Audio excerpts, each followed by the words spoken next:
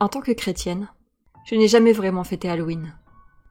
Peu le savent, mais c'est une tradition obscure pour nous autres. Et les croyants les plus fervents se refusent catégoriquement d'y faire participer leurs enfants.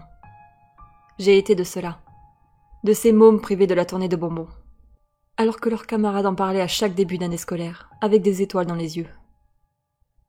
Tous les ans, le soir du 31 octobre, je m'accoudais à la fenêtre du salon, et je regardais les autres enfants déambuler dehors en riant, déguisés jusqu'au bout du nez. À vrai dire, ça ne me rendait pas vraiment triste.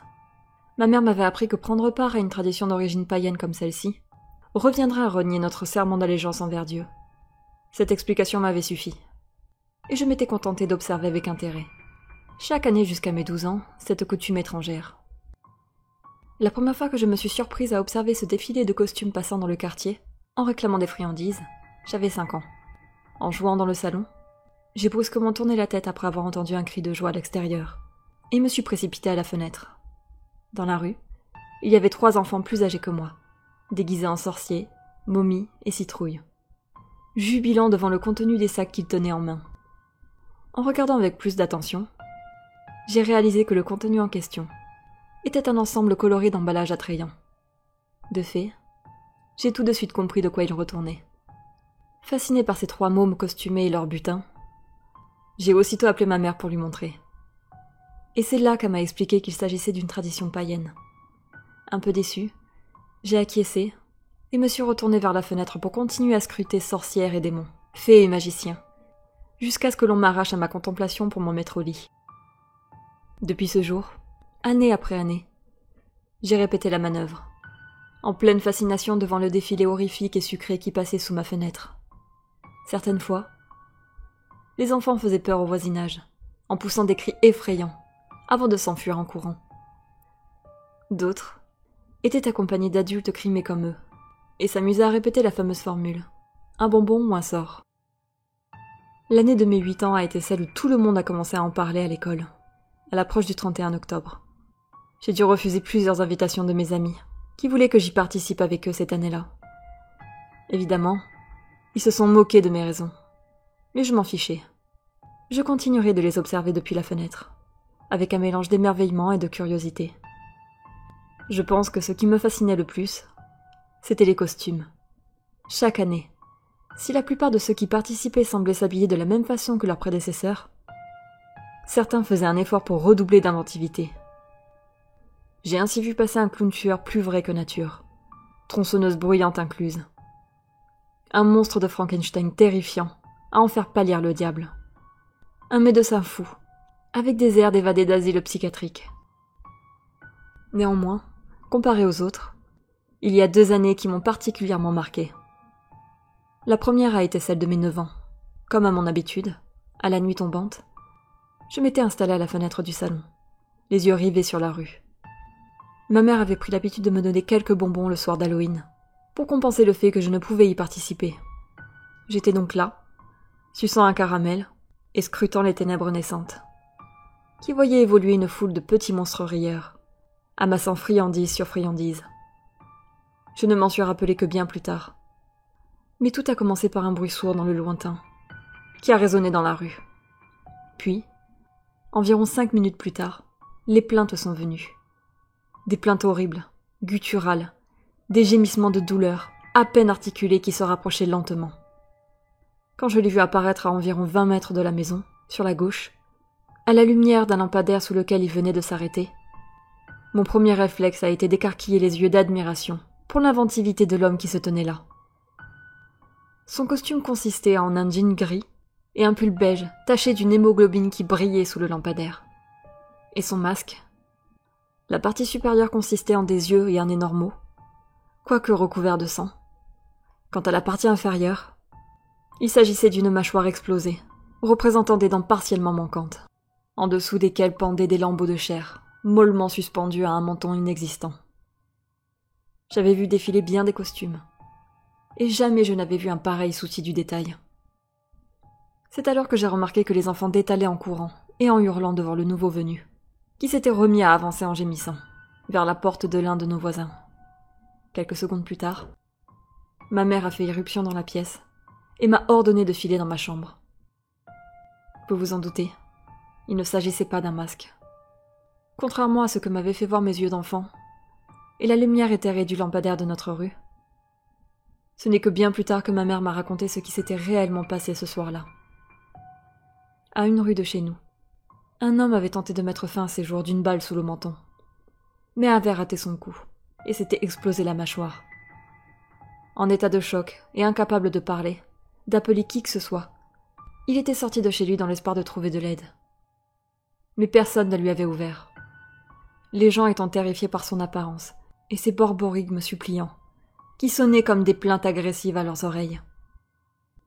Un voisin a néanmoins appelé la police, au moment où l'homme arrivait dans notre rue, en continuant d'appeler à l'aide avec ce qui lui restait de voix. Il a été appréhendé peu après que ma mère m'a arraché à la fenêtre, inquiété par les voitures de police qui arrivaient en 4e vitesse depuis l'autre côté de la rue. Les brigadiers ont ensuite emmené le pauvre R à l'hôpital, lequel est décédé de son hémorragie sur le chemin. Aujourd'hui, je me dis que si quelqu'un lui avait ouvert la porte et avait compris sa situation, il aurait peut-être pu survivre. Ma mère, elle, maintient que ceux qui tentent de mettre fin à leur jour le font en toute conscience, et qu'il s'agit d'un affront envers notre Seigneur. Elle pense que sa mort était inévitable, dès le moment où il avait appuyé sur la détente. Je la trouve dure, même après tant d'années. Elle refuse peut-être d'admettre que c'est aussi un peu de notre faute dans le fond. Le deuxième événement, lui, est survenu lorsque j'avais 12 ans. À vrai dire, le précédent ne m'avait pas secoué plus que ça. À cet âge, j'étais encore trop jeune pour comprendre ce qui s'était réellement passé. Et ma mère m'en avait avisé que quelques années plus tard. Bref, peu avant Halloween, cette année-là, un nouveau voisin, que nous appellerons Monsieur Dupont, a emménagé dans la maison en face de la nôtre, de l'autre côté de la rue. Ma mère l'a aussitôt invité à dîner, désireuse de se montrer hospitalière. Monsieur Dupont était un homme d'une 40aine d'années, dont nous avons appris ce soir-là qu'il avait décidé de déménager après un divorce difficile. Malgré tout, il était drôle, et sa moustache grisonnante lui donnait un air de papa gâteau. Ma mère et moi l'avons apprécié, pour être honnête. Voici ce qui nous ramène à ce fameux soir du 31 octobre de mes 12 ans. La nuit commençait à tomber, et les enfants à sortir de chez eux en riant et criant de joie. Depuis ma fenêtre, j'avais une vue directe sur la maison de Monsieur Dupont. Il avait allègrement décoré pour l'occasion. Guirlandes, citrouilles sculptées, même un automate de la faucheuse, tout y était. Il avait vraiment fait les choses en grand. Dans tous les cas, comme à chaque Halloween, j'étais satisfaite. Les enfants allaient et venaient dans leurs costumes redoublant d'inventivité, ou de sobriété. Et à l'instar des autres voisins, Monsieur Dupont, élégamment déguisé en comte Dracula, affichait un grand sourire à chaque fois qu'il leur ouvrait la porte, remplissant leur sac de petits emballages colorés. De là où je me trouvais, si je n'avais su à qui appartenait cette maison, je n'aurais pas reconnu le voisin tant son déguisement était élaboré. J'ai sifflé d'admiration, et me suis réintéressée au flot d'enfants qui brassaient la rue. Galvanisée par ce spectacle, comparant intérieurement les plus beaux costumes que j'avais vus jusqu'à maintenant, pour déterminer lequel était le meilleur, je mangeais distraitement les bonbons offerts par ma mère, jusqu'à ce qu'un événement que j'ai qualifié sur le coup d'anodin ne survienne. Ouvrant une énième fois sa porte à un charmant couple de trolls, notre nouveau voisin, souriant, a mis une main dans le paquet qu'il tenait, mais l'a ressorti presque aussitôt, constatant visiblement qu'il était vide. Il a alors semblé hésiter un moment, puis a invité le binôme à entrer d'un signe de la main. Sans doute allait-il chercher de quoi recharger sa réserve de bonbons. Il devait penser que les choses iraient plus vite si les enfants venaient avec lui. Mis en confiance par le bonhomme, ceux-ci, un garçon et une fille, sont entrés et ont disparu à l'intérieur. L'homme a refermé la porte derrière eux. Très vite, j'ai oublié cet événement et me suis remise à scruter la rue à la recherche du plus beau costume, regardant avec fascination les groupes d'enfants qui allaient de porte en porte en réclamant des friandises. De temps en temps, certains sonnaient chez le nouveau voisin, mais étrangement, le battant demeurait à chaque fois hermétiquement clos. Peu à peu, le mouvement dans la rue a ralenti, jusqu'à ce que plus personne ne s'y trouve, lui rendant son calme habituel. J'ai alors repensé au duo entré dans la maison de Monsieur Dupont, Il y avait 1 heure déjà. Mais au moment où je commençais à me dire que je ne devais simplement pas les avoir vus ressortir, et que j'allais me résoudre à partir me coucher, j'ai vu la porte de son garage s'ouvrir, et sa voiture en sortir en trombe. À l'intérieur, 2 petites silhouettes se trouvaient sur la banquette arrière. Ce n'est que le lendemain que j'ai su ce qui était arrivé ce soir-là, aux informations. Un véhicule en fuite, poursuivi par la police, avait violemment percuté un arbre, et aucun passager n'avait survécu. 2 enfants et leur père, que la justice avait temporairement séparés. L'homme avait en effet été éloigné du frère et de la sœur, à la suite d'une mise en examen. Sa femme et plusieurs autres témoins, ayant porté plainte après avoir découvert qu'il abusait régulièrement de ses 2 jeunes enfants. En attendant le procès, il avait été placé sous contrôle judiciaire et avait été contraint de déménager à l'autre bout de la ville, qui, je vous le donne en mille, s'avérait aussi être celle où nous nous trouvions. Selon toute vraisemblance, il n'avait pas choisi cette rue au hasard, et avait misé sur le fait que c'était un point de passage quasi obligé le soir d'Halloween pour espérer y retrouver ses enfants.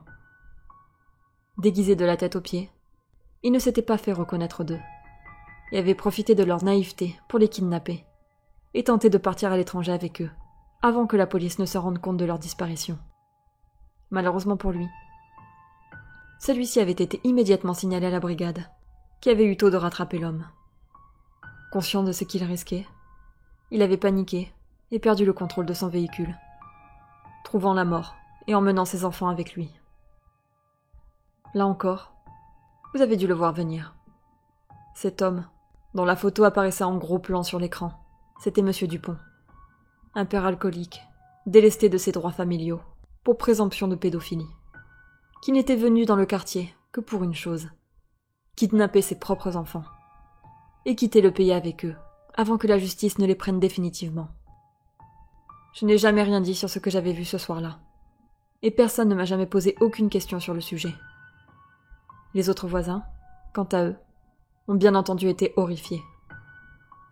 Car personne n'aurait pu se douter que le gentil bonhomme à la moustache grisonnante, qui avait récemment emménagé ici, était un criminel en attente d'un jugement, prêt à tout risquer pour y récidiver. Concernant cet événement, ma mère ne m'a rien dit. Elle m'a laissé regarder le journal régional du début à la fin, sans piper mot. Et nous n'avons jamais parlé de cette affaire par la suite. Je pense, honnêtement, que c'est pour le mieux. Quoi qu'il en fût, ça a été le dernier Halloween que j'ai observé. Je pense que si d'un côté je grandissais, au fond de moi, il y avait toujours l'image de ces enfants que j'avais vus entrer chez le voisin par la porte, pour en sortir dans une voiture, qui les menèrent à la mort. J'ai dû me poser des questions à ce moment-là, comprendre que quelque chose n'allait pas, mais je n'ai rien fait.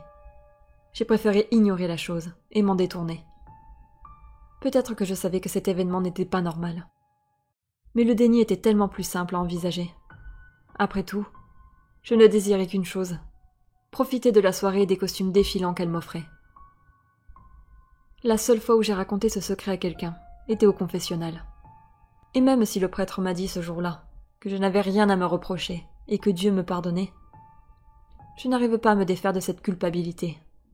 Encore aujourd'hui, des années plus tard, je repense à cet homme défiguré, à ces enfants qui étaient enfin délivrés du pécheur qu'était leur géniteur, mais dont la liberté n'avait pas duré plus longtemps qu'un souffle.